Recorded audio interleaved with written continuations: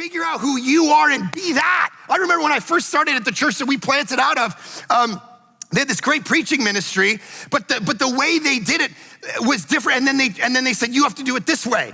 And so I was like, okay. So my first few sermons, it was like the guy at the time was brilliant at being able to teach and do like fill in the blanks. And they all start with the same letter.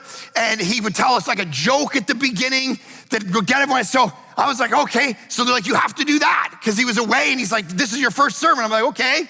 So I was like, fill in the blanks. I'm like, fill in the blanks. They all have to start with the, okay, same letter, okay. And it was a joke at the beginning. It was all forced, right? I'm like, so 2 Jews walk into a bar, no? Okay, no. And then I'm like, okay, so like, okay, there's a blank. So it's, the first one is fun. Everybody should have fun. And then the second one is family. Everyone should have family. And then there's faith. Everyone should have faith. And then there's food. Everyone should have food. I'm just running out of F words. It didn't work. I was like, I can't do this. And so they said, okay, stop it.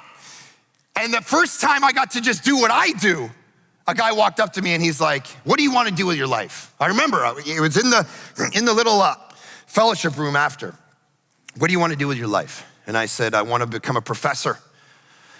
And I want to just study, and then I want to write, and I want to teach students, and I want to sit in the library for 8 hours a day and read, because footnotes don't cheat on their spouse and they don't send you stupid emails.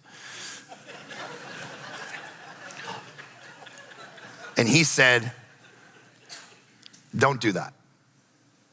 Preach. The church needs you to preach and to give up this PhD footnote scholarly thing and be about the people. But it was when I just was me. I wasn't trying to be somebody else. I wasn't trying to do something else. Some of you, you're not being effective at all because you don't have a proper, clear diagnosis of yourself. You don't know who you are. You're trying to be this, but you just don't know.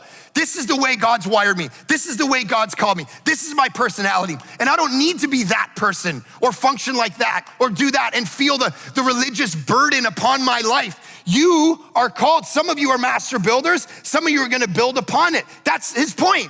You're just different.